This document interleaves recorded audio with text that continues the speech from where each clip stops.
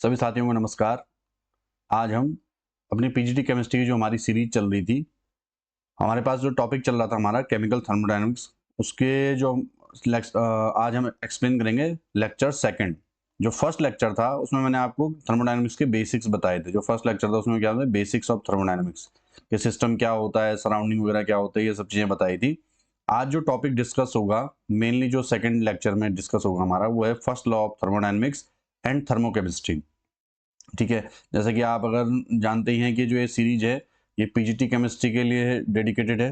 PGT chemistry में जितने भी हमारे एग्जाम वगैरह आते हैं, चाहे ऑल इंडिया बेसिस पे होंगे, जैसे या फिर क्या स्टेट लेवल के या सेंट्रल लेवल के, जितना जैसे केवी हो गया, यूकेपीएससी हो गया, यूपीपीएससी हो गया, एचपीएससी हो गया, डी ट्रिपल्स भी हो गया, एनवीएसए एमआरएस के जितने भी पीजीटी के एग्जाम होते हैं, उन सब के लिए ये सीरीज हेल्पफुल रहने वाली है।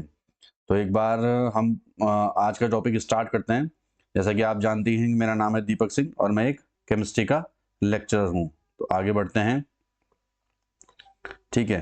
पहले मैं आपको जो हमारी लास्ट क्लास थी उसका जो प्रीवियस क्लास हमारी हुई थी उसका थोड़ा रिकैप करवा देता हूं। अगर आपने पहले क्लास देख रखी है तो ठीक है, अगर थोड़ा सा आप आइडिया ले लेंगे कि मतलब हम आज क्या करने वाले हैं और थोड़ा सा पीछे की क्लास का क्या था लेना देना।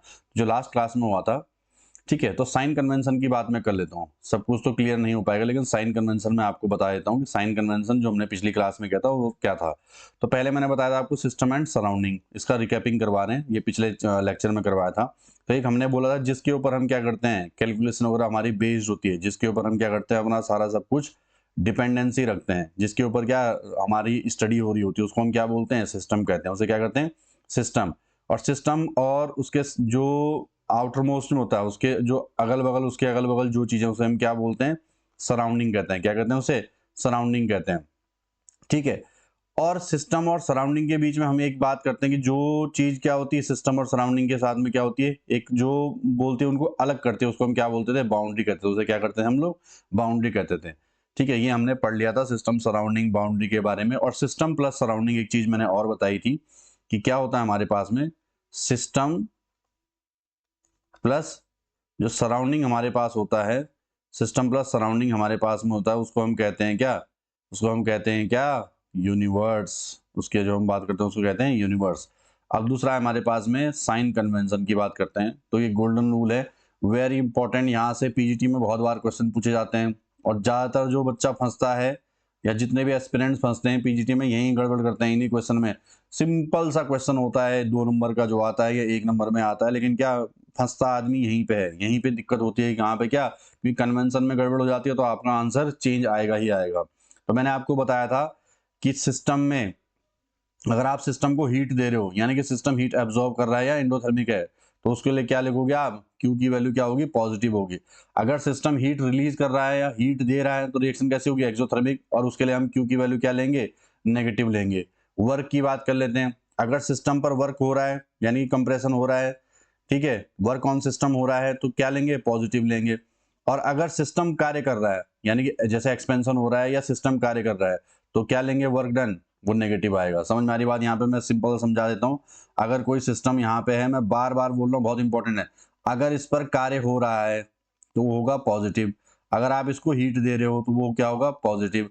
अगर ये कार्य कर रहा है तो डब्ल्यू क्या होगा, नेगेटिव। और अगर क्या ये हीट दे रहा है तो क्या होगा, क्यू क्या होगा आपका, नेगेटिव। ध्यान रखना, यहाँ पे याद रखें कि फॉर्म में मैंने डाल रखा।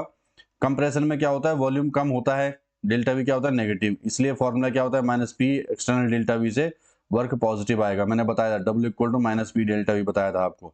एक्सपेरिमेंट में क्या होता है, वॉल्यूम बढ़ रहा है, वर्क क्या हो जाएगा आपका, नेगेटिव हो जाएगा। मैंने बताया था आपको W equal to minus P delta V ही होता है, चाहे आप कुछ भी कर लो, वो जो होगा आपका माइनस में ही आएगा। समझ में आ गई बात। तो उसका मैंने यहाँ पे क्या दे दिया, एक्सप्लेनेशन दे दिया था आपको, जो पिछले लेक्चर मैंने आपको बताया था। आप यहाँ पे सिर्फ क्या ध्यान रखेंगे, साइन कन्वेंशन ध्यान रखेंगे। तो ये जो प्रीवियस लेक्चर हुआ था उसका रिकैप हो गया है। अब हम आगे बढ़ते हैं। ठीक है। तो जो आज की क्लास का पहला टॉपिक है, the first topic, first law of thermodynamics. कौन सा है हमारे पास में, फर्स्ट लॉ ऑफ थर्मोडायनेमिक्स। तो जो फर्स्ट लॉ ऑफ थर्मोडायनेमिक्स में स्टेटमेंट तो आप सबको पता ही होगी। ठीक है, यहाँ से बहुत सारे क्वेश्चन पीजीटी में पूछे जाते हैं। मोस्ट इंपॉर्टेंट टॉपिक है पीजीटी के लिए। ठीक है, मोस्ट इंपॉर्टेंट, क्योंकि ये जो लेक्चर सीरीज में बना रहा हूँ पीजीटी के लिए ही पीजीटी को ही फोकस करके बना रहा हूँ, बिल्कुल एकदम पीजीटी में जिस टाइप से क्वेश्चन आते हैं, जिस टाइप से पूछा जाता है, तो मैं उसी लेवल की बात करूंगा, बिल्कुल एकदम उसमें नहीं जाऊंगा कि 11 12 का कि कैसा बेसिक वगैरह ये सब चीजें नहीं। जो चीजें पूछी जाती हैं डायरेक्ट एग्जाम में, मैं उसके बेसिस पे ही टॉपिक लेके आया हूँ और टॉपिक के साथ साथ उसके पीवाईक्यू करवाता हूँ, ठीक है। तो अब हम बात करते हैं कि स्टेटमेंट क्या था। स्टेटमेंट आप सबको पता ही है, हम जानते हैं, इसका बिल्कुल बेसिक सा स्टेटमेंट है, energy can neither be created not destroyed. यानी कि एनर्जी को ना तो हम क्या कर सकते हैं, क्रिएट कर सकते हैं, ना ही डिस्ट्रॉय कर सकते हैं, सिर्फ क्या कर सकते हैं, ओनली ट्रांसफॉर्म। एक फॉर्म से हम दूसरी फॉर्म में क्या कर सकते हैं, उसको ट्रांसफॉर्म कर सकते हैं। समझ में आ रही बात। इसका जो मैथमेटिकल एक्सप्रेशन होता है वो होता है delta U equal to Q plus W. Delta U क्या है, चेंज इन इंटरनल एनर्जी, ठीक है, मैंने बताया था यू क्या होती है, इंटरनल एनर्जी होती है, और डेल्टा यू क्या हो जाएगा, change in internal energy. Q क्या हो जाएगा आपका, हीट एक्सचेंज हो जाएगा क्यू, और डब्ल्यू क्या है हमारे पास में, वर्क डन है। डब्ल्यू क्या है हमारे पास, वर्क डन है, ठीक है। अब हम बात करते हैं कि अगर किसी ने हीट सप्लाई करी, ध्यान रखना, हीट सप्लाई करी किसी को, सिस्टम को, तो क्या होगा, इंटरनल एनर्जी क्या हो जाएगी, बढ़ जाएगी।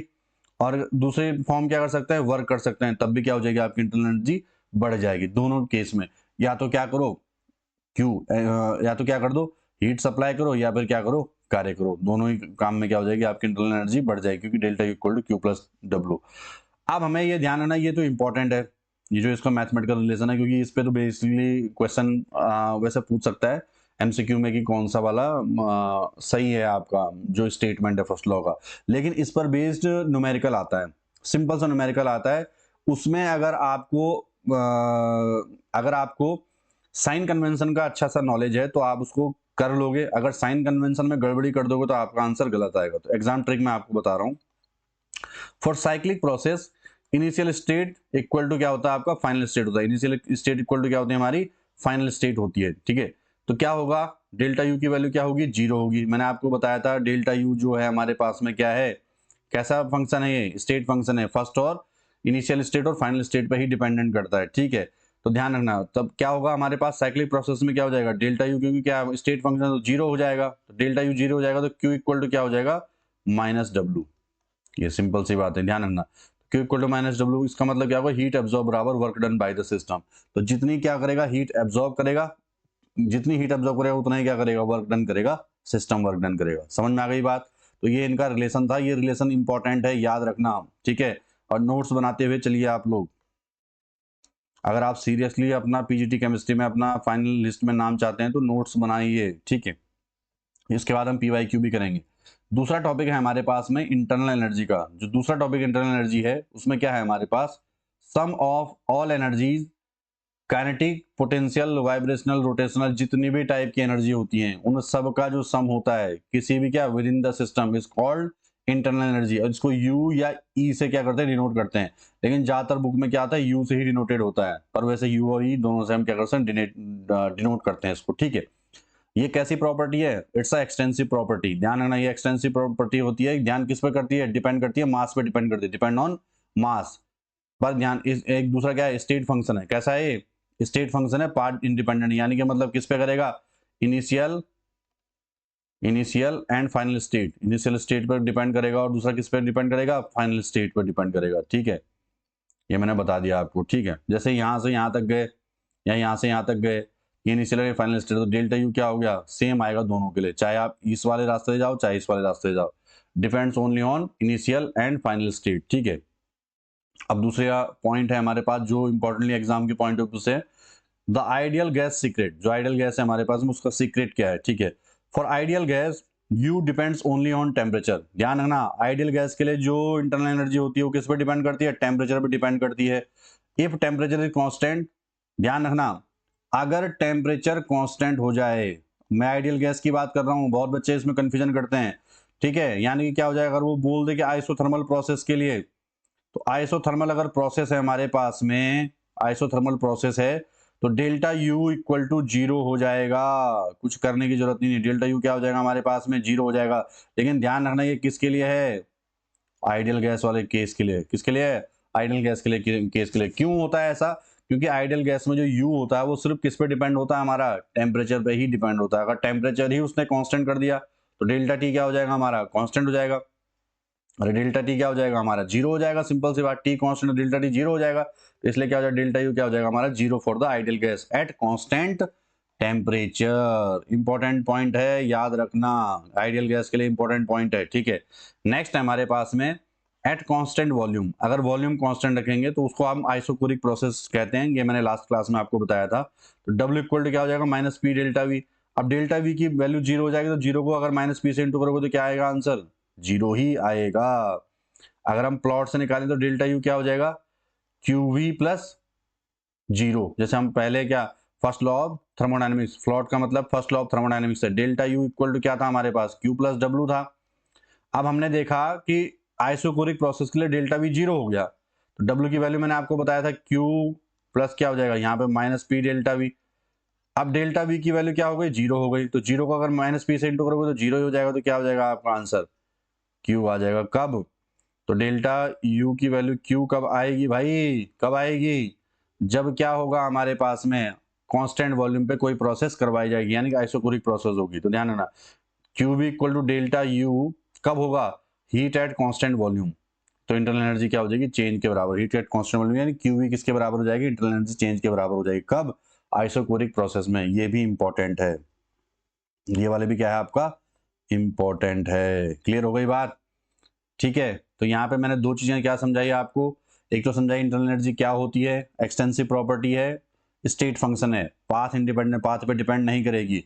आइडियल गैस के लिए क्या होता है, अगर टेम्परेचर कांस्टेंट होगा तो डेल्टा यू की वैल्यू जीरो हो जाएगी। अगर कांस्टेंट वॉल्यूम रखते हैं हम किसी चीज के लिए, डेल्टा वी की वैल्यू जीरो रख देते हैं, तो डेल्टा यू किसके बराबर हो जाएगा आपका, क्यू के बराबर हो जाएगा। इसका मतलब क्या होगा, हीट एट कांस्टेंट वॉल्यूम किसके बराबर हो जाएगा, इंटरनल एनर्जी के बराबर होगा। अगर कांस्टेंट वॉल्यूम होगा तो क्या, इंटरनल एनर्जी चेंज के बराबर क्या हो जाएगी, हीट, हीट के बराबर हो जाएगी, ठीक है। नेक्स्ट टॉपिक की बात करते हैं। नेक्स्ट टॉपिक है हमारे पास में एंथैल्पी, ठीक है। एंथैल्पी, द हीट कंटेंट, क्या बोलते हैं इसको, हीट कंटेंट को ही हम क्या बोलते हैं, एंथैल्पी करते हैं। और किससे डिनोट करते हैं इसको, एच से डिनोट करते हैं। किससे डिनोट करते हैं, H. H equal to U plus P V, ये मैथमेटिकल फॉर्मूला है इसका, क्या है, मैथमेटिकल, ठीक है। आपको सीधा सीधा याद रखना है, मैथमेटिकल क्या है, H equal to U plus P V, कोई डेरिवेशन का चक्कर नहीं, कोई कुछ नहीं, सीधा आपको क्या रखना है, याद रखना है फॉर्मूला। एक फॉर्मूला क्या था, delta U equal to Q plus W, जो क्या था, फर्स्ट लॉ ऑफ थर्मोडायनेमिक्स, फ्लॉट बताया था मैंने आपको। ये हो जाएगा आपका सेकंड वाला फॉर्मूला जो इंपॉर्टेंट है आपके लिए, H equal to U plus P V, ठीक है। तो एंथैल्पी क्या है, ठीक है, क्या है एंथैल्पी, ठीक है। तो most lab reaction happens in open test tube, constant pressure, not sealed bomb, ठीक है। ध्यान, कांस्टेंट प्रेशर कैसे होगा, कांस्टेंट प्रेशर कहां से होगा, क्योंकि क्या, जो एनवायरनमेंट का जो हमारा एटमॉस्फेरिक प्रेशर है वो क्या होता है, कांस्टेंट होता है ना हमारे पास किसी भी जगह पे, तो उसको हम क्या लें, कांस्टेंट प्रेशर की फॉर्म में लेते हैं, ठीक है। तो अगर प्रेशर कांस्टेंट हो जाएगा तो क्यू पी इक्वल टू क्या हो जाएगा हमारा, डेल्टा एच हो जाएगा। समझ में आ रही बात, कांस्टेंट प्रेशर पे क्या हो जाता है हमारा, क्या हो जाता है, क्यू क्या हो जाता है, डेल्टा एच के बराबर हो जाता है। अगर सिंपल लैंग्वेज की बात करूं, सिंपल लैंग्वेज में बात करूं, कांस्टेंट वॉल्यूम पर हमने क्या दी, हीट दी, वॉल्यूम हमने कांस्टेंट रखा, तो इंटरनल एनर्जी क्या होगी हमारी, बढ़ेगी। अभी मैंने बात कर ली, अगर वॉल्यूम पे कांस्टेंट वॉल्यूम क्या कर लिया हमने, डेल्टा वी क्या कर दिया, जीरो कर दिया, ठीक है। तो मैंने अभी बताया था डेल्टा वी जीरो कर दिया, तो क्या बताया था अभी, अभी बताया था इससे पहले वाले में, अभी यहीं पे मैंने बताया था, क्या बताया था, डेल्टा वी अगर हमने जीरो कर दिया तो क्या हो जाएगा, क्यू क्या हो जाएगा, डेल्टा यू के बराबर हो जाएगा, बताया था, क्या हो जाएगा, क्यू क्या हो जाएगा हमारा, डेल्टा यू के बराबर हो जाएगा, अभी बताया था, ठीक है। ये हीट एट कांस्टेंट वॉल्यूम के इंटरनल एनर्जी चेंज के बराबर हो जाएगा। समझ में आ गई बात, ठीक है। अगर कांस्टेंट प्रेशर पे हीट दी, ध्यान रखना, कांस्टेंट वॉल्यूम पे हीट दी तो क्या हो गया, इंटरनल एनर्जी बढ़ेगी। अगर कांस्टेंट प्रेशर पे हीट दी तो क्या बढ़ेगी, आपकी एंथैल्पी बढ़ेगी। ध्यान रखना, यहाँ पे मैं इंपॉर्टेंटली बता देता हूँ, यहाँ इधर ही बता देता हूँ, ठीक है। अगर प्रेशर कांस्टेंट है, प्रेशर क्या है आपका, कांस्टेंट है, तो क्या होगा, डेल्टा यू इंक्रीज होगा, ठीक है। अगर क्या करेंगे हम लोग, हीट देते हैं, अगर क्यू बढ़ाते हैं तो क्या होगा, डेल्टा यू आपका बढ़ेगा। समझ में आ रही बात, क्यू बढ़ाने पर क्या बढ़ेगा आपका, डेल्टा यू बढ़ेगा। अगर हमारे पास में, सॉरी, क्या है, वॉल्यूम कांस्टेंट, जब जब क्या हो गया आपका, वॉल्यूम कांस्टेंट है, यहाँ पे वॉल्यूम लिख दो, वॉल्यूम कांस्टेंट है, अगर कांस्टेंट वॉल्यूम पर हीट देते हैं तो हम क्या बढ़ता है हमारा, डेल्टा यू बढ़ता है। अगर प्रेशर कांस्टेंट है, ध्यान रखना, अगर क्या है, प्रेशर कांस्टेंट है और हीट दी, हीट बढ़ाई हमने, तो क्या होगा हमारे पास, डेल्टा एच इंथैल्पी हमारी बढ़ेगी, क्योंकि क्या, H equal to U plus P V. ध्यान रखना एक चीज को हमने इंपॉर्टेंटली इसको समझ लेना कि कांस्टेंट वॉल्यूम पर अगर आप हीट बढ़ाओगे, क्यू बढ़ाओगे, तो क्या बढ़ेगी, इंटरनल एनर्जी बढ़ेगी। कांस्टेंट प्रेशर पर अगर आप हीट बढ़ाओगे तो क्या बढ़ेगी, एंथैल्पी बढ़ेगी। स्टेटमेंट बेस्ड क्वेश्चन में पूछ सकता है ये, ठीक है। अब हम बात करते हैं कि डेल्टा एच की वैल्यू पॉजिटिव होगी तो उस रिएक्शन क्या बोलते हैं हम लोग, एंडोथर्मिक बोलते हैं। और वहां पे क्या होती है आपकी हीट एब्जॉर्ब होती है। डेल्टा एच की वैल्यू नेगेटिव कब होती है, जब रिएक्शन क्या हो, एक्सोथर्मिक हो, और यहाँ पे हीट क्या होती है हमारी, रिलीज होती है। आगे बढ़ें।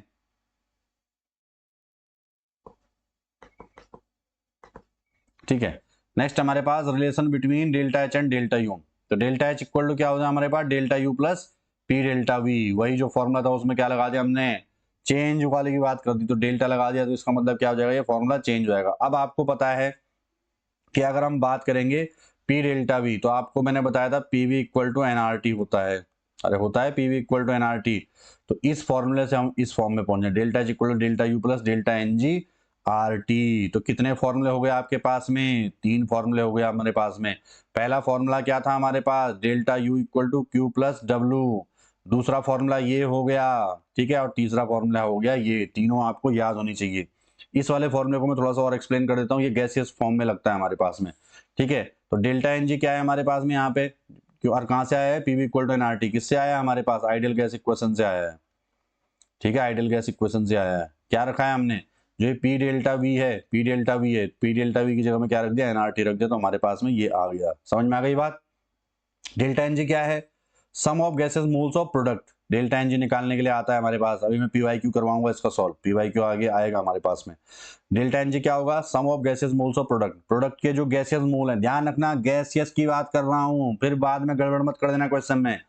सम of gaseous moles of product minus sum of gaseous moles of reactant. यानी कि प्रोडक्ट के गैसियस मोल से क्या घटाना है आपको, गैसियस मोल्स ऑफ रिएक्टेंट को घटाना है। आर की वैल्यू आपको पता होनी चाहिए, R equal to 8.314 joule per kelvin.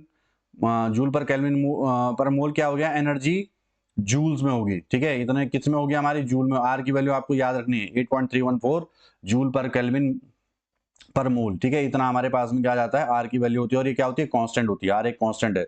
T क्या हो गया आपका, टेम्परेचर। डेल्टा यू क्या हो गया आपकी, अरे बताओ भाई, इंटरनल एनर्जी में चेंज। डेल्टा एच क्या हो गया, एंथैल्पी चेंज। समझ में आ गई बात। कंडीशन बता देता हूं, अगर सॉलिड और लिक्विड होगा तो मोल को आप काउंट नहीं करोगे। बार बार बता रहा हूं, डेंजर का साइन बता रहा हूं, यहाँ पे क्वेश्चन में गड़बड़ी मत करना। सिर्फ किसका काउंट करोगे, गैस का। और जो टेम्परेचर होगा वो किस में होना चाहिए, केल्विन में। ध्यान रखना, केमिस्ट्री में जितनी भी कैलकुलेशन होती है जनरली, उनमें टेम्परेचर किस में रखा जाता है, केल्विन में ही रखा जाता है। एग्जांपल यहाँ पे जैसे कार्बन को ऑक्सीजन के साथ में हमने क्या करा, कार्बन और ऑक्सीजन का क्या हुआ, कार्बन सॉलिड और ऑक्सीजन गैस है, इनसे क्या बना, कार्बन डाइऑक्साइड बना। इसके लिए डेल्टा एनजी अगर हम निकालेंगे तो प्रोडक्ट में कितने गैसेस मॉल हैं, एक, और रिएक्टेंट में कितने हैं, 1 - 1, क्या हो गया, 0। यहां से इसको मत जोड़ देना, क्योंकि ये क्या है, सॉलिड फॉर्म में है। तो ऐसे क्या होगा, डेल्टा एच और डेल्टा यू क्या हो रहे हैं, बराबर होंगे। क्योंकि आपको पता है, यहाँ पे मैं इसी क्वेश्चन को लिख देता हूँ, क्योंकि यहाँ पे डेल्टा एनजी की वैल्यू क्या आ रही है, 0 आ रही है, 1 - 1 क्या आ रही है, 0 आ रही है। तो फॉर्मूले में रखते हैं हम इसको। तो फॉर्मूला क्या है हमारे पास, डेल्टा एच बराबर delta U plus delta N G R T. अब डेल्टा एन जी की वैल्यू क्या आ गई, 0, तो ये पूरी टर्म क्या हो जाएगी, 0 हो जाएगी। तो डेल्टा एच इक्वल टू क्या हो जाएगा आपका, डेल्टा यू हो जाएगा। ठीक है, आगे बढ़े। तो ये टॉपिक मेरे हिसाब से आपको समझ में आ गया होगा। ठीक है, अब नेक्स्ट हमारे पास में जो टॉपिक आता है, नेक्स्ट हमारे पास हीट कैपेसिटी, जिसको हम सी से डिनोट करते हैं। क्या डेफिनेशन है, heat required to raise temperature by 1 degree Celsius और 1 केल्विन। यानी कि क्या, 1 डिग्री सेल्सियस तापमान बढ़ाने के लिए या 1 केल्विन तापमान बढ़ाने के लिए जितनी हीट की आवश्यकता होगी, उसी को क्या बोलते हैं हम लोग, हीट कैपेसिटी कहते हैं। फॉर्मूला क्या है आपका, C equal to Q upon delta T. ठीक है, और अगर हम बात कर लेते हैं, दो टाइप की हमारे पास में हीट कैपेसिटी होती है, एक होती है स्पेसिफिक हीट कैपेसिटी, एक होती है molar heat capacity. Specific heat capacity को किससे डिनोट करते हैं हम लोग, एस और या सी से डिनोट करते हैं। और मोलर हीट कैपेसिटी की जो बात करते हैं किससे डिनोट करते हैं हम लोग, सीएम से डिनोट करते हैं। अब होती क्या है, दोनों में क्या अंतर है, तो ध्यान रखना, स्पेसिफिक हीट कैपेसिटी जो होती है हमारे पास में, वो क्या होती है, पर यूनिट मास। यानी कि 1 ग्राम का, सपोज करो हमने 1 ग्राम का कोई क्या स्पेसिफिक कोई सा भी कंपाउंड ले रखा है, कोई सा भी मॉलिक्यूल ले रखा है, 1 ग्राम ले रखा, तो ध्यान रखना उसका टेम्परेचर 1 डिग्री सेल्सियस बढ़ाने के लिए जितनी हमें एनर्जी लगेगी या जितनी हीट लगेगी, उसी को क्या बोल देंगे हम लोग, स्पेसिफिक हीट कैपेसिटी बोलेंगे। समझ में आ रही बात, 1 ग्राम का। ठीक है, और ये कैसी प्रॉपर्टी है, इंटेंसिव प्रॉपर्टी। इसका फॉर्मूला क्या हो जाएगा, Q equal to M into C into delta T हमारा फॉर्मूला हो जाएगा। समझ में आ रही बात। मोलर हीट कैपेसिटी क्या होगी, कि पर यूनिट मोल का तापमान या टेम्परेचर 1 डिग्री सेल्सियस या 1 केल्विन बढ़ाने के लिए जितनी हीट की रिक्वायरमेंट होगी उसी को क्या बोलेंगे हम लोग, मोलर हीट कैपेसिटी बोलेंगे। और ये भी क्या है हमारी इंटेंसिव प्रॉपर्टी। इसका फॉर्मूला क्या होगा, Q equal to N into CM into delta T. यहाँ पे बता देता हूँ मैं, स्पेसिफिक हीट कैपेसिटी को S से डिनोट करते हैं या C से डिनोट कर सकते हो आप। इसका फॉर्मूला क्या होगा, Q अपॉन क्या हो जाएगा हमारे पास में, Q upon M delta T. ठीक है, M क्या हो जाएगा हमारे पास में, पर यूनिट मास हो जाएगा। समझ में आ रही बात। और अगर हम CM की बात कर लेंगे, ठीक है, CM की बात कर लेंगे तो Q upon N delta T, ये हमारे पास में आ जाता है। N क्या हो जाएगा हमारे पास, ये तो मास हो गया, और N क्या हो जाएगा आपका पास, मोल हो जाएगा। नंबर ऑफ मोल हम ले लेते हैं यहाँ पे, कितने नंबर ऑफ मोल है, ये क्या हो जाएगा, मास ले लेंगे हम लोग, कितना आएगा। ठीक है, तो यही हमारे पास में क्या है, फॉर्मूला है हमारे पास में। हमने दोनों चीजें यहाँ पे चेक कर ली हैं। ठीक है, अब हम बढ़ते हैं आगे। तो आज का लेक्चर बहुत इंपॉर्टेंट है थर्मोडायनेमिक्स में। ठीक है, नेक्स्ट हमारे पास इंपॉर्टेंट रिलेशन आता है सीपी वर्सेस सीवी। इसको मेयर्स रिलेशन बोलते हैं। ध्यान रखना, सीवी क्या है हमारे पास में, molar heat capacity eight constant volume. ये मैं बता चुका हूं, मोलर हीट कैपेसिटी किसमें, कांस्टेंट वॉल्यूम पे। ठीक है, सीपी क्या है हमारे पास में, molar heat capacity at constant pressure. अभी हम ये बात कर चुके हैं। ठीक है, अब ध्यान रखना एक चीज इंपॉर्टेंटली जो पूछा गया है, सीपी ऑलवेज या जनरली ग्रेटर देन सीवी होता है, बिकॉज क्या होता है, extra heat needed for expansion work. ध्यान रखना, सीवी में क्या होता है, जो हीट जाती है वो सिर्फ किसके लिए जाती है, डेल्टा यू के लिए जाती है। Heat goes only to delta U, किसके लिए जाती है, डेल्टा यू को जाती है। और सीपी में क्या होता है, heat goes to delta U के लिए जाती ही जाती है, एक्सपेंशन वर्क के लिए अलग से जाती है। जो एक्सपेंड होता है वो यहाँ पे मैं आपको समझाऊंगा। यहाँ पे सीपी और सीवी मैंने अंतर बता रखा है, तो ध्यान रखना सीपी की वैल्यू हमेशा ज्यादा होगी किससे, सीवी से। यहाँ पे देखो आप, जो कांस्टेंट वॉल्यूम है तो उसमें हम क्या बोलते हैं, सीवी बोलते हैं। कांस्टेंट प्रेशर को क्या बोलते हैं हम लोग, सीपी बात करते हैं हम लोग। ये मेयर्स रिलेशन आता है। ठीक है, अब होगा क्या, यहाँ पे वॉल्यूम कांस्टेंट रख दिया हमने, क्या रख दिया, वॉल्यूम कांस्टेंट कर दिया, यानी कि वॉल्यूम हमने फिक्स कर दिया। अब हम इसको हीट दे रहे हैं, क्या दे रहे हैं, हीट दे रहे हैं। अब वॉल्यूम, हमने वॉल्यूम कैसे कांस्टेंट करा, इस पिस्टन को हमने लॉक कर दिया। जो पिस्टन है हमने लॉक कर दिया तो क्या हो जाएगा, जो डेल्टा वी है वो क्या हो जाएगा आपका, जीरो, कांस्टेंट हो गया। ठीक है, डेल्टा वी मतलब जो वॉल्यूम में चेंज आएगा ही नहीं। तो जितनी भी हीट आप दोगे वो किसको जाएगी हमारी, अरे डेल्टा यू ही तो चेंज होगा उसमें, क्या चेंज होगा, सिर्फ डेल्टा यू चेंज होगा। ठीक है, एक्सपेंशन वगैरह कुछ हो नहीं पाएगा। अब यहाँ पे अगर हम कांस्टेंट प्रेशर की बात करते हैं, हमने क्या रखा था, बाहर से प्रेशर कांस्टेंट रखा, क्या रखा, प्रेशर कांस्टेंट रखा। ठीक है, वॉल्यूम कांस्टेंट नहीं रखा। यहाँ पे इस टाइम पे क्या होगा आपका, डेल्टा पी जो है वो जीरो है, चेंज इन प्रेशर क्या है, वो जीरो है। अब जैसे ही हम यहाँ पे हीट देंगे तो क्या होगा हमारे पास में, W equal to P delta P, हमने फॉर्मूला सुना है, ठीक है, देखा भी है हमने। तो जैसे हम इसको हीट देंगे तो क्या होगा, धीरे धीरे करके पिस्टन ऊपर की ओर जाएगा। अरे जाएगा ना, प्रेशर में तो चेंज नहीं होगा, लेकिन क्या यहाँ अंदर से क्या होगा, कुछ ना कुछ, जो प्रेशर यहाँ अंदर बढ़ेगा तो धीरे धीरे करके अगर इसको बाहर की ओर धक्का देगा, बाहर की ओर धक्का देगा तो जो हमने हीट दी है वो क्या, डेल्टा यू के लिए तो जा ही जा रही है, प्लस क्या कर दिया उसने, पिस्टन मूव करेगा तो एक्स्ट्रा हीट को किसके लिए जाएगी, एक्सपेंशन वर्क के लिए जाएगी। इसीलिए क्या होता है, सीपी की वैल्यू सीवी से ज्यादा होती है।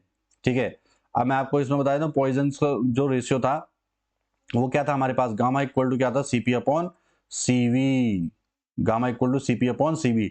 और जो एटॉमिसिटी आती है वो कितनी आती है, मोनोएटॉमिक के लिए सीपी अपॉन सीबी की वैल्यू आती है 1.66, याद रखना आप लोग। ये डायटोमिक के लिए क्या आती है 1.40, पॉलीएटॉमिक के लिए आते हैं हमारे पास में 1.33। ध्यान रखना, मोनोएटॉमिक के लिए पॉइजन्स रेशियो या गामा की वैल्यू कितनी आती है 1.66, डायटोमिक के लिए आती है 1.40, पॉलीएटॉमिक के लिए आती है 1.33। ठीक है, आगे बढ़ें। नेक्स्ट हमारे पास में स्पेसिफिक हीट की बात कर लेते हैं हम लोग, किसकी बात कर लेते हैं, स्पेसिफिक हीट की बात कर लेते हैं। ठीक है, न्यूमेरिकल में बहुत इंपॉर्टेंट आता है हमारे पास, न्यूमेरिकल टूल है इसके लिए। ठीक है, तो स्पेसिफिक हीट का जो फॉर्मूला है Q equal to M into C into delta T. अभी हम बात कर चुके थे स्पेसिफिक हीट वगैरह की। ठीक है, तो स्पेसिफिक हीट में क्या है, Q equal to M into C into delta T. ध्यान रखना, यहाँ पे जो इंपॉर्टेंट पॉइंट है वो मैं बता देता हूँ कि जो वाटर मॉलिक्यूल के लिए याद रखना होता है, क्योंकि एग्जाम में कभी कभार नहीं देता है, बाई चांस नहीं देता है, तो इसके लिए जो ध्यान रखना, जो सी होता है वाटर मॉलिक्यूल के लिए बात कर रहा हूं, अगर वो पूछेगा जूल पर, जूल में पूछेगा, अगर जूल में आपको होगा, जूल पर ग्राम में पूछेगा, तो जो सी की वैल्यू होती है हमारी स्पेसिफिक हीट की वैल्यू होती है वो क्या होती है 4.18 जूल पर ग्राम डिग्री सेल्सियस। ठीक है, क्या होता है, और एग्जाम के पॉइंट ऑफ व्यू से आप क्या ले सकते हो, यहाँ पे 4.2 ले सकते हो एग्जाम में। मैं आपको इसके PIQ करवाऊंगा, यहाँ पे आप सिर्फ समझ लो। अगर ध्यान रखना वो कैलोरी में पूछता है तो सी की वैल्यू वाटर के लिए क्या हो जाएगी, 1 कैलोरी पर ग्राम डिग्री सेल्सियस हो जाएगी। ध्यान रखना अगर एग्जाम में यूनिट कैलोरी में है तो सी इक्वल टू 1 लोगे, यूज करें। अगर जूल में आंसर चाहिए तो सी इक्वल टू क्या करें, 4.2 यूज करें। ध्यान रखना अगर बात करेगा वाटर की, किसकी बात करेगा, वाटर की, तो सी की वैल्यू 1 होगी। कब होगी, अगर कैलोरी में बात करेगा। स्पेसिफिक हीट की बात कर रहा हूं मैं, ये इस क्या है, स्पेसिफिक हीट की बात कर रहा हूं, स्पेसिफिक, बाद में गड़बड़ी मत कर देना। अगर बात करेगा स्पेसिफिक हीट की बात कर रहा हूं, अगर बात करेगा किसमें, जूल में, तो क्या लोगे आप लोग, 4.18 लोगे। ये आपको वैसे भी याद है और मैंने एग्जाम पॉइंट में बोला कि आप इसको 4.18 की जगह में क्या ले सकते हो, 4.2 जूल ले सकते हो अपनी सहूलियत के हिसाब से। तो क्यू निकालने के लिए आपके पास आ सकता है, एम आपको पता है, एम आपको दिया गया रहेगा, सी आपको पता होना चाहिए। अगर बात कर लेते हैं, अगर वाटर की बात कर लेता है तो कभी कभार क्या होता है नहीं देता है, तो आपको पता होना चाहिए। चेंज इन टेम्परेचर आपको दे रखा होगा, समझ में आ रही बात। तो जो इसका आंसर आता है जो क्योंकि क्या हो गया, जूल पर ग्राम पर केल्विन, या फिर क्या हो गया, कैलोरी पर ग्राम डिग्री पर डिग्री सेल्सियस। समझ में आ रही बात, इनमें क्या होगा, इसका आंसर आएगा। आपको यहाँ पे जो इंपॉर्टेंटली मैंने बताया ये 2 पॉइंट आपको याद रखने हैं, बाकी आपको क्वेश्चन करवा के सॉल्व करवाऊंगा मैं अपने आप से, ध्यान रखना, पीवाईक्यू सॉल्व करवाऊंगा आगे, ठीक है। एक इंपॉर्टेंट पॉइंट और आता है हमारे पास में जो पीजीटी में पूछा जाता है, measurement of delta U and delta H calorimetry में। आपको इसमें डिटेल में नहीं जाना है, ध्यान रखना आपको डिटेल में नहीं जाना कि बॉम्ब कैलोरीमीटर में क्या होता है क्या नहीं होता है। ये जब हम बात करते हैं ना CSI नेट वगैरह में तो बड़े लेवल पे क्वेश्चन पूछा जाता है। आपको इन दोनों से ध्यान रखना, बॉम्ब कैलोरीमीटर और कॉफी कप कैलोरीमीटर। ध्यान रखना बॉम्ब कैलोरीमीटर यूज होता है किसके लिए, मेजरमेंट फॉर डेल्टा यू, और कॉफी कप कैलोरीमीटर यूज होता है किसके लिए, डेल्टा एच के लिए। इतना ही ध्यान रखना है, क्या रखना है, इतना ही ध्यान रखना है। और कुछ चीजें मैं बता रहा हूं जो आपको याद रखना है, ये उस पर नहीं जाना आपको कि प्रैक्टिकल में क्या होता है, वो कुछ ध्यान नहीं रखना। ये किस पे होता है आपका, कांस्टेंट वॉल्यूम पे, यानी कि डेल्टा बी की वैल्यू क्या रहेगी, 0 रहेगी। ये क्या मेजर करता है, बॉम्ब कैलोरीमीटर क्या मेजर करता है, डेल्टा यू। किसको मेजर करता है, इंटरनल एनर्जी चेंज को मेजर करता है। और कभी कभार ये फॉर्मूले पे बेस्ड क्वेश्चन अभी तक मैंने देखा नहीं, लेकिन बाई चांस पूछ सकता है, अगर आगे थोड़ा सा टफ बनाए तो इसको क्वेश्चन पूछ सकता है। Delta U equal to Q into delta T into M upon M. अभी तक आया नहीं है, अगर कोई क्वेश्चन बनेगा तो मैं इसमें समझा दूंगा, लेकिन आपको ये ध्यान रखना है इस पर बेस्ड क्वेश्चन बने हैं एमसीक्यू टाइप में कि बॉम्ब कैलोरीमीटर किसको कैलकुलेट करने के लिए यूज होता है, किसका मेजरमेंट करने का, तो किसके लिए होता है, कांस्टेंट वॉल्यूम पे इंटरनल एनर्जी चेंज को, ठीक है। कॉफी कप कैलोरीमीटर क्या होता है, इसमें क्या होता है, हम क्या निकालते हैं, डेल्टा एच निकालते हैं। तो क्या होता है, कांस्टेंट प्रेशर पे क्या होता है, ये मेजर करता है डेल्टा एच, किसमें क्या करता है, इंथैल्पी चेंज को मेजर करता है। ध्यान रखना एग्जाम में जो ट्रैप कहां पे गड़बड़ी होती है वो मैं बता रहा हूं आपको। क्वेश्चन में बॉम्ब कैलोरीमीटर लिखा है तो डेल्टा एच मत निकालना, पहले क्या निकलेगा, डेल्टा यू निकलेगा। अगर एग्जाम में क्या लिखा हुआ है, क्वेश्चन में बॉम्ब कैलोरीमीटर लिखा हुआ है तो पहले डेल्टा एच मत निकालना भाई, पहले डेल्टा यू निकालोगे, फिर क्या निकालोगे, उससे डेल्टा एच निकालोगे। बताया था फॉर्मूला भी, delta H equal to delta U plus P delta V. समझ में आ गई बात। अब हम बात कर लेते हैं क्वेश्चंस की, ठीक है। तो पहले क्वेश्चन की बात कर लेता हूँ। पहला सेट में जो मैंने बनाया बेसिक क्वेश्चन क्या है, तो ये जो पहला क्वेश्चन है हमारे पास में वो केंद्रीय विद्यालय जो पीजीडी का एग्जाम उसमें आ रखा है। क्वेश्चन क्या है हमारे पास, a system absorb 20 kilo joule heat and does 8 kilo joule work, calculate delta U. बिल्कुल चुन्नू मुन्नू टाइप का क्वेश्चन, और सिर्फ क्या ध्यान रखना है आपको, आपको रखना है ध्यान साइन कन्वेंशन का। इसको मैं हिंदी में समझा देता हूं आपको कि कोई सिस्टम है वो 20 किलो जूल क्या हीट को एब्जॉर्ब कर रहा है और 8 किलो जूल का कार्य कर रहा है, तो उसके लिए क्या निकालना है आपको, डेल्टा यू निकालना है। तो अब हम बात कर लेते हैं, पहले बनाते हैं एक चुन्नू मुन्नू टाइप का सिस्टम बना लेते हैं। ये सपोज करो कोई सिस्टम है हमारे पास में ये, ठीक है। इसने कितनी हीट एब्जॉर्ब करी, कितनी हीट एब्जॉर्ब करी इसने, तो इसने हीट एब्जॉर्ब करी 20 किलो जूल, तो प्लस क्या कर लें इसे 20 कर लें। अरे समझ में आ रही बात, कितनी हीट एब्जॉर्ब करी 20 किलो जूल। अब इसने कार्य कितना किया, कार्य किया मतलब क्या, बाहर निकालो इससे। जो इसमें मैं आपको दो चीजें बता रहा हूं, अगर आप इसको हीट दे रहे हो तो इसके अंदर डालो, या कार्य करवा रहे हो तो इसके अंदर डालो, और जो ये कार्य कर रहा है या हीट दे रहा है तो उसको बाहर निकालो। तो क्या हो गया, ये मैं अपनी ट्रिक है हमारी, मैं अपनी ट्रिक इससे इस्तेमाल करता हूँ। इसने कितने काम कितना किया, इसने काम करा W इक्वल टू, तो क्या होगा ये माइनस में होगा 8 किलो जूल, इतना इसने कार्य किया। 20 किलो जूल की इसने हीट एब्जॉर्ब करी और 8 किलो जूल का इसने कार्य किया, माइनस 8 किलो जूल। तो फॉर्मूला क्या था हमारे पास, delta U equal to Q plus W. ठीक है, क्यू की वैल्यू मैंने क्या ली, 20 किलो जूल में ली, ध्यान रखना दोनों सेम यूनिट में भी होने चाहिए। और डब्ल्यू क्या लिया, नेगेटिव। क्यों लिया डब्ल्यू नेगेटिव, क्यू पॉजिटिव इसलिए लिया क्योंकि क्या सिस्टम ने हीट एब्जॉर्ब करी, और डब्ल्यू नेगेटिव इसलिए लिया क्योंकि क्या सिस्टम ने 8 किलो जूल का कार्य किया। तो 20 में से 8 गया कितना, 12 किलो जूल। तो डेल्टा यू की वैल्यू कितनी आ गई हमारे पास में, 12 किलो जूल आ गई। देखो कितना इजी सा सवाल, और इजी सा सवाल सिर्फ क्या, साइन कन्वेंशन अगर आपका सही है तो सही है, नहीं है तो फिर क्या गलत होने के चांसेस क्वेश्चन के रहते ही हैं। यहाँ पे बहुत ज्यादा ट्रैपिंग होती है। ठीक है, नेक्स्ट हम देखते हैं क्वेश्चन नंबर 2। तो सेकंड क्वेश्चन में हमारे पास बात कर रखी है, in an isothermal expansion of an ideal gas internal energy changes. ठीक है, आइसोथर्मल एक्सपेंशन हो रहा है, आइसोथर्मल एक्सपेंशन हो रहा है मतलब क्या, टेम्परेचर कांस्टेंट है, टेम्परेचर कांस्टेंट है तो डेल्टा टी की वैल्यू क्या हो जाएगी भाई, 0 हो जाएगी। ठीक है, तो मैंने आपको कॉन्सेप्ट भी पढ़ाया था, आइडियल गैस का जो इंटरनल एनर्जी वो डिपेंड्स करता है किस पे, टेम्परेचर पे डिपेंड करता है। तो आइसोथर्मल का मतलब क्या, टेम्परेचर कांस्टेंट हो जाएगा तो डेल्टा यू की वैल्यू क्या हो जाएगी, चेंज हो जाएगी। ठीक है, तो इसका मतलब क्या, इंटरनल चेंज क्या हो जाएगा हमारा, डेल्टा यू 0 हो जाएगा। अरे समझ में आ गई बात। ठीक है, और एक्सपेंशन करा रहे हो आप तो वर्क क्या होगा आपका, नेगेटिव होगा। अगर वर्क पूछा तो वर्क क्या हो जाएगा आपका, नेगेटिव हो जाएगा, क्योंकि सिस्टम कार्य कर रहा है। ठीक है, यहाँ पे दे भी रखा मैंने। नेक्स्ट हमारे पास सेट 2, इस टाइप के क्वेश्चन पूछे जाते हैं। देखो आसान आसान क्वेश्चन है, बहुत ज्यादा टफ टिपिकल कोई क्वेश्चन है नहीं। Set 2, delta H versus delta U, ये नवोदय विद्यालय में पूछा गया क्वेश्चन है। For reaction N2 gas form में है प्लस 3H2, ये भी गैसेस फॉर्म में है, gives 2NH3 at 298 kelvin, calculate the difference between delta H and delta U. ठीक है, delta H and delta U के बीच में डिफरेंस आपको कैलकुलेट करना है। अब देखो, पहले तो आप ये चीज देख लें, पहले आप एक काम किया करें कि जैसे ही क्वेश्चन आता है पहले इसको पॉज करें, पहले अपने आप से सॉल्व करने की कोशिश करें। ठीक है, अगर आपसे सॉल्व हो जाता है तो अच्छी बात है, नहीं सॉल्व होता तो आप इसमें देख सकते हैं मैंने किस तरीके से इसको सॉल्व करने की कोशिश करी है। पहले तो आप इसका फॉर्मूला देख लीजिए, फॉर्मूला क्या लगेगा आपको, delta H equal to delta U plus delta N G R T, ये इसका फॉर्मूला है, ये इसका क्या है, फॉर्मूला है। समझ में आ गई बात। अब हमें पता है, हमें निकालना delta H and delta you का क्या निकालना, डिफरेंस निकालना। तो इस फॉर्मूले को थोड़ा मॉडिफाई कर लेता हूं, delta H minus delta U equal to delta N G R T, ये हमको डिनोट करवाना है। ठीक है, ये हमें निकालना डेल्टा एच माइनस। अब डेल्टा एन जी आपको क्या पता है, आर पता है, टी पता है, तापमान हमको पता है कितना दे रखा है, 298 केल्विन। तो यहाँ पे लिख लेते हैं हमारे पास में क्या क्या दे रखा है, इस फॉर्मूले को हम बेस लेके चलते हैं।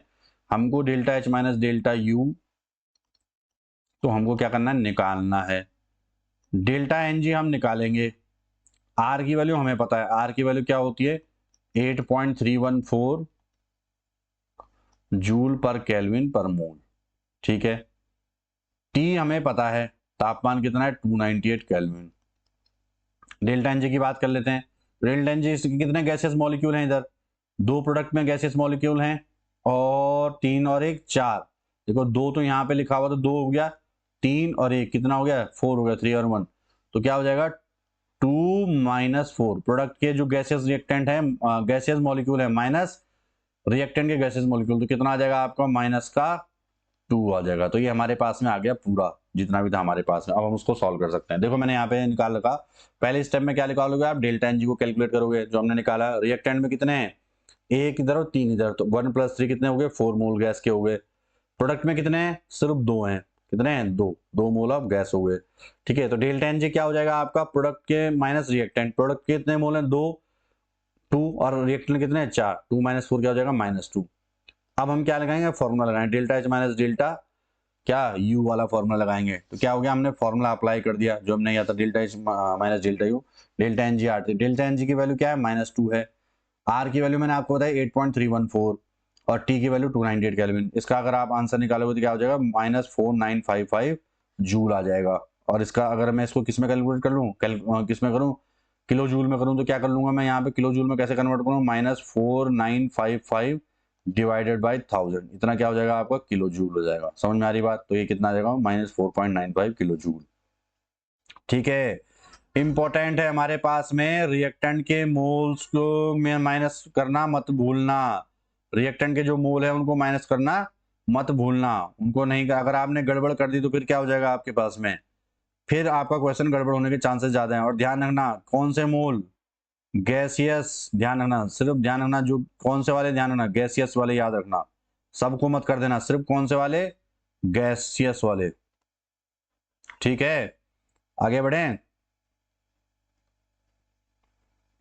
आगे बढ़ें, ठीक है। अब हमारे पास तीसरा क्वेश्चन है जो सेट 3 है। इस टाइप का क्वेश्चन अगर आपसे पूछा जाता है, ठीक है, वर्क एंड हीट कैपेसिटी में, ये जो क्वेश्चन नंबर 4 था हमारा, ये D++ में पूछा गया था। Calculate work done in the cyclic process shown in graph. Work done जो हमें क्या करना है, वर्क डन निकालना है किसमें, साइक्लिक प्रोसेस में, जो ग्राफ में शो कर रखना है हमको। ठीक है, तो इधर हम क्या, हमारे पास इधर प्रेशर है, इधर हमारे पास में क्या है, वॉल्यूम है। ठीक है, अब हमें क्या है, कॉन्सेप्ट में पता है वर्क क्या होगा, area under the PV curve. तो ये क्या है, ये वाला है पूरा जो इसके अंदर आया है हमारे पास, ये जो बना रखा है इन्होंने इस टाइप से, इसके अंदर जो भी हमारे अंदर उसको वो क्या बोलेंगे हम लोग, उसको क्या बोलेंगे हम लोग, वर्क बोलेंगे। तो ठीक है, साइक्लिक प्रोसेस क्या होगा, एरिया इनक्लोज द लूप, जो मैंने बताया आपको ये। ठीक है, तो कैलकुलेशन में क्या होगा आपका, एरिया क्या होगा, V2 - V1, अरे ये तो है, ये V फाइनल या V final minus V initial हो गया। ठीक है, माइनस क्या हो जाएगा आपका P2 - P1, तो यही क्या हो जाएगा, इसका आंसर हो जाएगा। अब आपको इसकी अगर वैल्यू दे रखी होती है तो आप इस फॉर्मूले में रख सकते हैं, वर्क निकल सकता है। जो जो भी अगर आपको, मैंने आपको ये समझा दिया कॉन्सेप्ट कैसे आप सॉल्व करेंगे, क्या करेंगे, एरिया निकालेंगे क्या, तो V2 - V1 इंटू क्या हो जाएगा, P2 - P1 हो जाएगा। इस टाइप से आप ये क्वेश्चन सॉल्व कर सकते हैं। ठीक है भाई, इसमें क्या होती है, वैल्यू दे रखी होती है तो हम इसको सॉल्व कर लेते हैं। क्वेश्चन नंबर 5 है, विच इज ग्रेटर सीपी और सीवी। तो मैंने आपको बताया था हमेशा क्या होगा, सीपी बड़ा बड़ा होगा सीवी से। क्यों, क्या होगा, क्योंकि क्या होता है, कितने का अंतर होता है, CP minus CV equal to R का डिफरेंस होता है। और मैंने आपको इसमें बताया था कि सीपी में क्या होता है, जो एक्सपेंशन होता है, जो हीट जाती है वो एक्सपेंशन के लिए थोड़ा ज्यादा खर्च होती है, जबकि सीवी में सिर्फ क्या होता है हमारे पास, डेल्टा यू को ही जाती है, अभी मैंने समझाया था। ठीक है, आगे बढ़े, यहाँ पे क्या होता है, आर का डिफरेंस होता है, सीपी क्या होता है, आर बड़ा होता है सीवी से। ठीक है, अब हम बात कर लेते हैं क्या, जो क्विक रिवीजन है हमारे पास में, क्विक रिवीजन सीट की बात कर लेते हैं। तो मैंने आपको बताया था जो फॉर्मूला है थर्मोडायनेमिक्स में इंपॉर्टेंट फॉर्मूला है, तो पहला क्या, फर्स्ट लॉ का delta U equal to Q plus W. दूसरा था आपका Mayer's relation CP minus CV equal to R, आपको याद रखना है ये। तीसरा था आपका enthalpy delta H equal to delta U plus delta N G R T. ठीक है, और वर्क का क्या फॉर्मूला था आपका, W equal to minus P external delta V. यही चार फॉर्मूले आपके पास में मोस्ट इंपॉर्टेंट है। क्या है, मोस्ट इंपॉर्टेंट फॉर्मूले हैं। इन चार से आपको क्या, थर्मोडायनामिक्स में बहुत सारे क्वेश्चन सॉल्व हो जाएंगे। आइसोथर्मल में क्या होगा आपका, डेल्टा यू जीरो होगा, डेल्टा एच क्या होगा आपका जीरो होगा। एडियाबैटिक में क्या होगा, Q equal to zero. Isochoric में W equal to zero, Q V equal to delta U हो जाएगा। और आइसोबारिक में क्या हो जाएगा आपका, Q P equal to delta H हो जाएगा। ये कंडीशंस है। ठीक है, एक इसमें एक फॉर्मूला में आता है delta H equal to delta U plus P delta V, ये भी कर सकते हो आप लोग, ये भी आ जाता है, ये भी कोई बार पूछा जाता है। या फिर एक आप वो भी कर सकते हैं वी डेल्टा पी वाला, पर ये वाला 90% यही वाला आता है। ठीक है, तो ये जो थे आपके पास में 4-5 जो मैंने आपको बताया, ये इंपॉर्टेंट आपके पास में क्या थे, मैथमेटिकल जो कॉन्सेप्ट हैं जिनसे क्या आता है, क्वेश्चन आते हैं सीधा थर्मोडायनेमिक्स के एग्जाम में, वो हैं। ठीक है, अब नेक्स्ट में आपको लास्ट जो है हमारे पास में जो आज का लेक्चर है उसकी समरी, और जो कल भी मैंने लेक्चर करवाया था उसका भी मैं आपको समरी दे रहा हूँ। ठीक है, होमवर्क भी आपको बता देता हूँ। फर्स्ट लॉ क्या था, delta U equal to Q plus W. ठीक है, कंडीशन क्या है इसकी, यूनिवर्सल हमेशा लगेगी। एंथैल्पी की जो रिलेशन है वो delta H equal to delta U plus delta N G R T. ध्यान रखना, आइडियल गैस का रिलेशन रिएक्शन है, आइडियल गैस में मान के चलते हैं हम लोग इसको। वर्क क्या है हमारा, W equal to minus P external delta V, ये कौन सा, इरिवर्सिबल वाला है। ठीक है, हीट क्या है हमारे पास, Q equal to M S delta T, क्या है टेम्परेचर चेंज पे, कंडीशन क्या है, टेम्परेचर चेंज की बात होगी कंडीशन। तो इसमें आपको ज्यादातर यहाँ कंडीशन पे बहुत ज्यादा फोकस नहीं करना है, आपको ध्यान रखना है फॉर्मूला कैसा आता है और सीधा उस पर बेस्ड क्या है क्वेश्चन। अब आपके लिए क्या है, होमवर्क वाले क्वेश्चन है आपके पास में, calculate delta NG for combustion of benzene. इसको आप सॉल्व करोगे और क्या करोगे, कमेंट में आप आंसर दोगे। दूसरा क्वेश्चन है work done in vacuum expansion. अगर वैक्यूम में एक्सपेंशन हो रहा होगा तो वर्क डन कितना होगा, तो उसका आंसर क्या होगा, 0 होगा। अब आप मुझे बताओगे क्यों होगा। वैक्यूम में अगर आप एक्सपेंड करें तो डेल्टा पी क्या हो जाएगा, अरे वैक्यूम में आप एक्सपेंशन कर रहे हो तो क्या हो जाएगा, वर्क डन 0 होगा। क्यों होगा आप मुझे बताओगे, आंसर मैंने दे दिया, कमेंट में आप बता सकते हैं। Unit 3 unit of molar heat capacity, ये लिखोगे आप लोग, ठीक है। कमेंट में आप इन तीनों क्वेश्चन का आंसर देंगे मुझे, ठीक है। तो आज की सत्यनारायण की कथा यहीं समाप्त होती है। अब आपको जो नेक्स्ट लेक्चर होगा उसमें थोड़ा सा और टॉपिक जो होंगे थर्मोडायनामिक्स से वो डिस्कस किए जाएंगे। अगर आपको ये सीरीज पसंद आ रही है तो प्लीज़ वीडियो को लाइक शेयर एंड सब्सक्राइब कीजिए, और ये वीडियो उन लोगों तक पहुंचाइए जो आपके आसपास आपके दोस्त साथी जो भी हैं जो पीजीटी या टीजीटी की तैयारी कर रहे हैं, उनको ये भेजिए, ठीक है। तो आज की सत्यनारायण कथा यहीं समाप्त होती है।